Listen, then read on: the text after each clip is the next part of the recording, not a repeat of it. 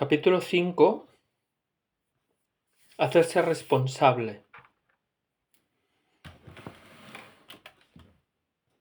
11 de abril.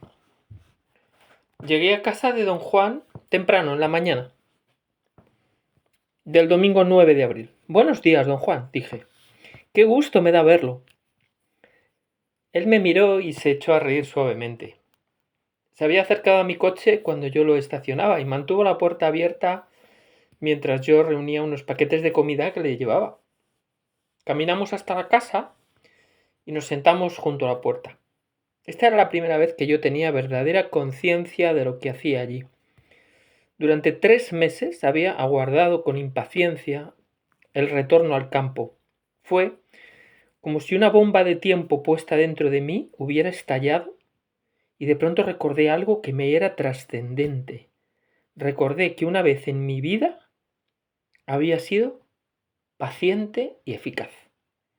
Antes de que don Juan pudiese decir algo, le hice la pregunta que pesaba sobre mi mente. Llevaba 3 meses obsesionado por la imagen del halcón albino. ¿Cómo supo él de eso, cuando yo mismo lo había olvidado? No fue nada, dijo con su convicción de costumbre. Cualquiera puede darse cuenta de que eres extraño. Estás adormilado, eso es todo. Sentí que nuevamente estaba minando mis defensas y empujándome a un rincón donde yo no tenía deseos de hallarme. ¿Es posible ver nuestra muerte? Le pregunté en un intento por seguir dentro del tema. Claro, está aquí con nosotros. ¿Y usted cómo lo sabe? Pues soy viejo. Con la edad uno aprende toda clase de cosas. Yo conozco mucha gente vieja, pero jamás he aprendido esto. ¿Por qué usted sí? Bueno, digamos que conozco toda clase de cosas, porque no tengo historia personal, y porque no me siento más importante que ninguna otra cosa, y porque mi muerte está sentada aquí conmigo. Extendió el brazo izquierdo y movió los dedos como si en verdad acariciara algo. Me reí, supe a dónde me llevaba. El viejo endemoniado iba a apalearme de nuevo, probablemente con lo de mi importancia, pero esta vez no me molestaba, fíjate. El recuerdo de haber tenido otrora una paciencia magnífica me llenaba de una extraña euforia tranquila que disipaba casi por entero mi nerviosismo y mi intolerancia hacia don Juan. Lo que sentía en vez de eso era una cierta maravilla por sus actos. ¿Quién es usted en realidad?, le pregunté. Pareció sorprenderse. Abrió desmesuradamente los ojos y parpadeó como un ave, bajando los párpados como un obturador. Bajaron y subieron de nuevo y los ojos conservaron su enfoque. La maniobra me sobresaltó. Me eché hacia atrás y él se rió con abandono infantil. Para ti soy Juan Matus y estoy a tus órdenes, dijo con exagerada cortesía. Formulé entonces mi otra pregunta candente. ¿Qué me hizo usted el primer día que nos vimos? Me refería a la forma en que me miró. ¿Yo? Nada, repuso en tono de inocencia. Le describí cómo me había sentido cuando él me miró y lo incongruente que para mí resultó el que eso me dejara mudo. Rió hasta que las lágrimas rodaron por sus mejillas. Volví a sentir un brote de animosidad hacia él. Pensé que mientras yo era tan serio y considerado, él se comportaba muy indio, con sus modales bastos. Pareció darse cuenta de mi estado de ánimo y dejó de reír de un momento a otro. Tras un largo titubeo, le dije que su risa me había molestado, porque yo trataba seriamente de entender qué cosa me ocurrió.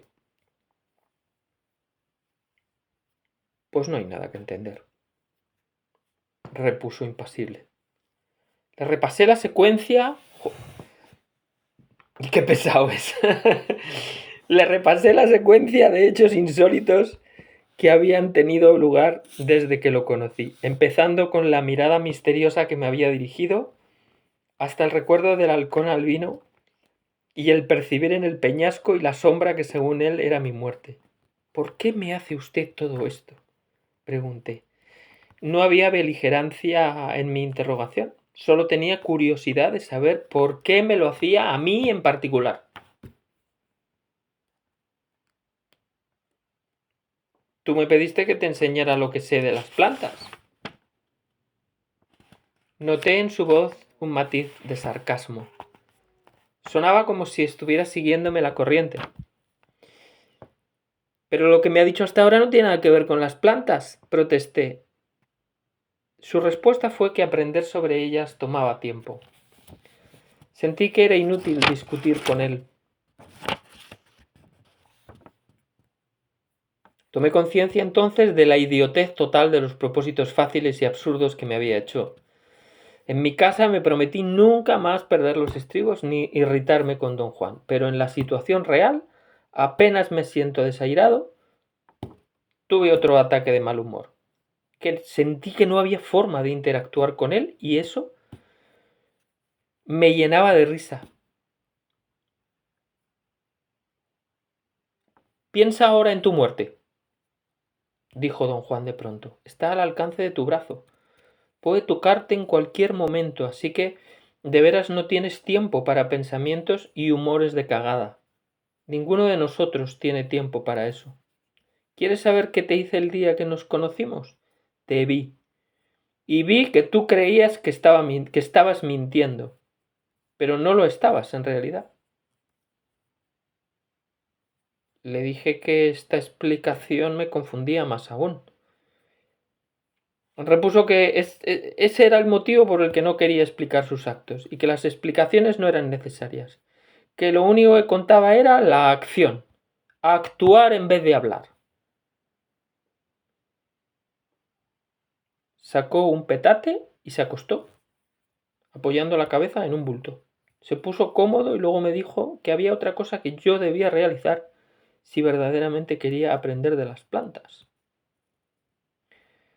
Lo que andaba mal contigo cuando te vi y lo que anda mal contigo ahora es que no te gusta aceptar la responsabilidad de lo que haces, dijo despacio como para darme tiempo de entender sus palabras. Cuando me estabas diciendo todas esas cosas en la terminal, sabías muy bien que eran mentiras. ¿Por qué mentías? Expliqué que mi objetivo había sido hallar un informante para mi trabajo. Don Juan sonrió y empezó a tararear una tonada. Cuando un hombre decide hacer algo, debe ir hasta el final, dijo. Pero debe aceptar responsabilidad por lo que hace. Haga lo que haga, primero debe saber por qué lo hace y luego seguir adelante con sus acciones sin tener dudas ni remordimiento acerca de ellas.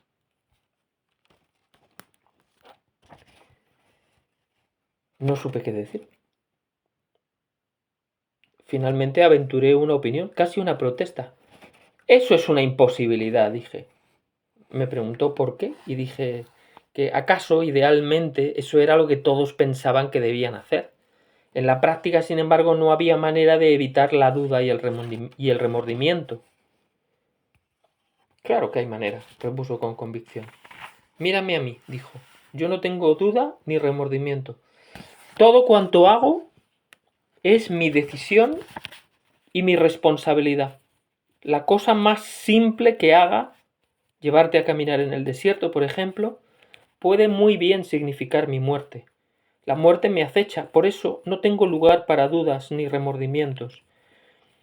Si tengo que morir como resultado de sacarte a caminar, pues debo morir. Tú, en cambio, te sientes inmortal, y las decisiones de un inmortal pueden cancelarse, lamentarse, dudar. En un mundo donde la muerte es el cazador, no hay tiempo para lamentos ni dudas, amigo mío. Solo hay tiempo para decisiones.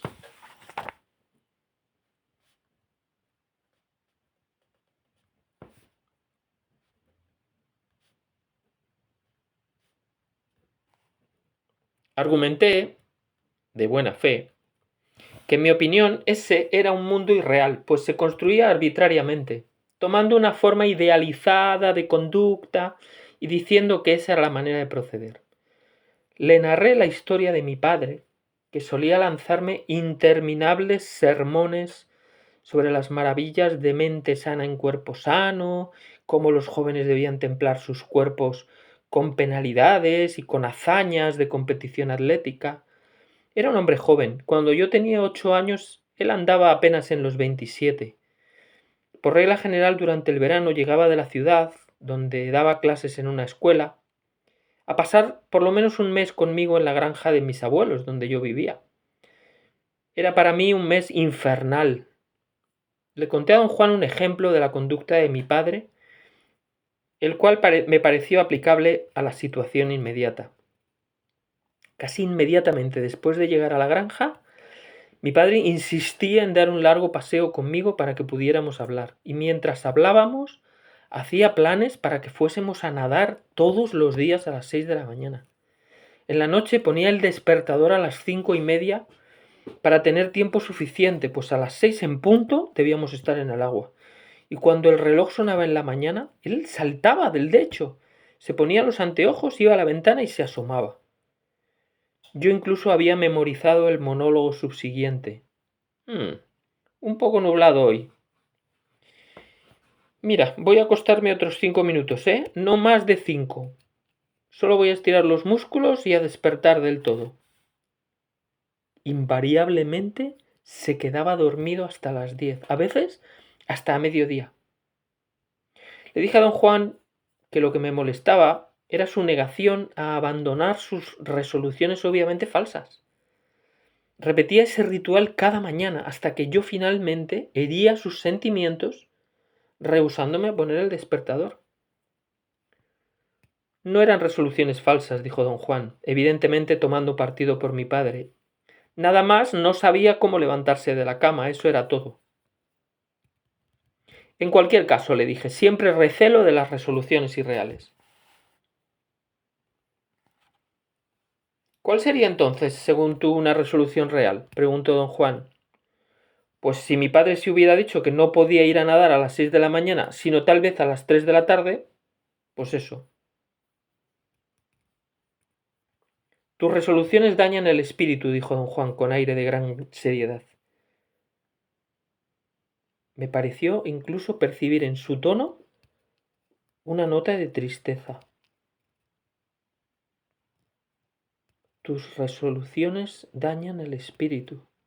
Estuvimos callados largo tiempo. Pensé en mi padre. No quería nadar a las 3 de la tarde, ¿no ves? Dijo don Juan. Le dije que mi padre era débil, y lo mismo su mundo de actos ideales jamás ejecutados. Hablé casi a gritos. Don Juan no dijo ni una sola palabra. Sacudió la cabeza lentamente, en forma rítmica. Me sentí terriblemente triste. Pensar en mi padre siempre me afligía. ¿Piensas que tú eras más fuerte, verdad? Preguntó él en tono casual. Le dije que sí. Y empecé a narrarle toda la turbulencia emotiva que mi padre me hizo atravesar. Pero él me interrumpió. ¿Era malo contigo? No. ¿Era mezquino contigo? No. ¿Hacía por ti todo lo que podía? Sí. Entonces, ¿qué tenía de malo? De nuevo empecé a gritar que era débil, pero me contuve y bajé la voz. Me sentí un poco ridículo ante el interrogatorio de don Juan. ¿Para qué hace usted todo esto? Dije. Se supone que deberíamos estar hablando de plantas. Me sentía muy molesto y deprimido. Le dije que él no tenía motivo alguno, ni la más mínima capacidad para juzgar mi conducta, y estalló en una carcajada. Cuando te enojas, siempre te crees en lo justo, ¿verdad? Dijo, y parpadeó como un ave. Estaba en lo cierto. Yo tenía la tendencia a sentirme justificado por mi enojo. No hablemos de mi padre, dije. Hablemos de plantas. No, hablemos de tu padre. Ese es el sitio donde hay que comenzar hoy. Si piensas que eras mucho más fuerte que él, ¿por qué no ibas a nadar a las 6 de la mañana en lugar suyo? Le dije que no podía creer que me estuviera preguntando eso en serio. Siempre había pensado que nadar a las 6 de la mañana era asunto de mi padre, no mío. También era asunto tuyo desde el momento en que aceptaste su idea, dijo don Juan con brusquedad. Repuse que nunca la había aceptado, que siempre había sabido que mi padre no era veraz consigo mismo. Don Juan me preguntó, como si tal cosa, ¿por qué no había yo expresado entonces mis opiniones? Uno no le dice esas cosas a su padre, dije. ¿Por qué no? Pues eso no se hacía en mi casa, eso es todo. Tú has hecho cosas peores en tu casa, declaró como un juez. Lo único que nunca hiciste fue lustrar tu espíritu. Sus palabras llenas de fuerza devastadora resonaron en mi mente. Derribó todas mis defensas. No podía discutir con él. Tomé refugio en la escritura de mis notas. Intenté una última explicación desvaída y dije que toda mi vida había encontrado gente como mi padre, que al igual que él me habían metido de algún modo en sus maquinaciones y por lo general me dejaron colgado.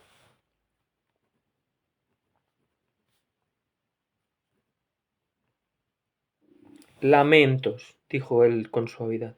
Te has lamentado toda tu vida porque nunca te haces responsable de tus decisiones.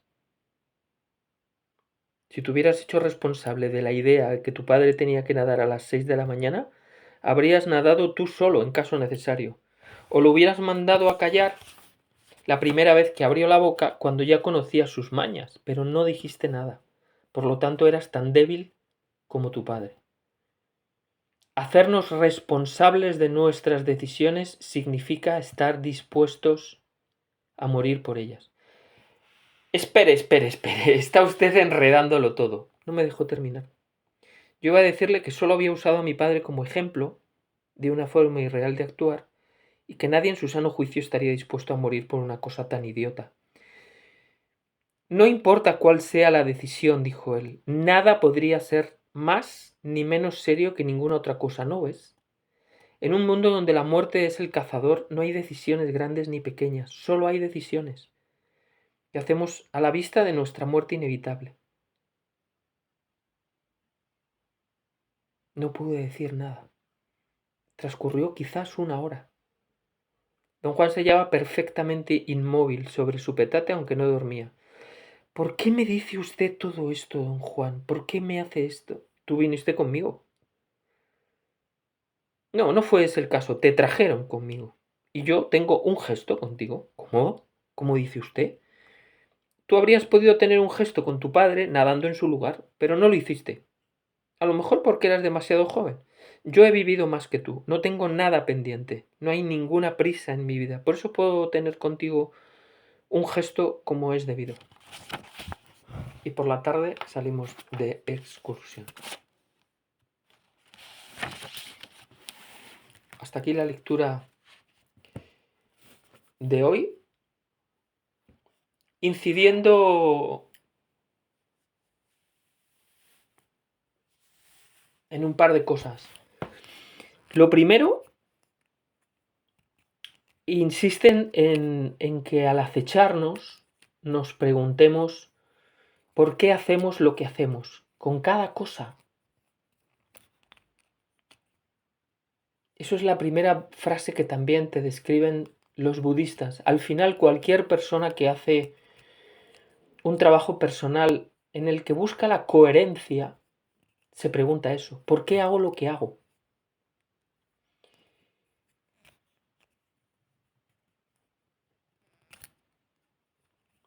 Y luego insistir en la necesidad de tomar decisiones. Los brujos dicen que es una de las cosas que más le cuesta al ser humano, tomar decisiones, porque no tenemos energía suficiente, entonces estamos siempre en la duda, no sabemos, nos atascamos, no fluimos, como si tuviéramos todo el tiempo del mundo, por eso hablan de la muerte como consejera, ¿no? Incluso ellos desarrollaron una práctica de tensegridad para alimentar y llenar de energía el centro de la toma de decisiones, que ellos la ubicaban en la cara anterior del cuello.